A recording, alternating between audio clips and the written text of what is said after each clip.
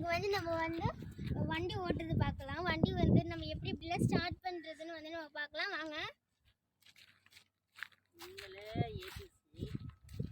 நான் சட்டியை கமிட்டிட்டு வந்திருக்கேன். நம்ம எப்படி பண்ணுறதுன்னு பார்க்கலாம். ஓகே, நம்ம வண்டி மேலே ஏறி உட்காந்துட்டோம். இப்போ வந்து நம்ம ஸ்லோவாக நம்ம வண்டி வந்து தூக்கலாம்.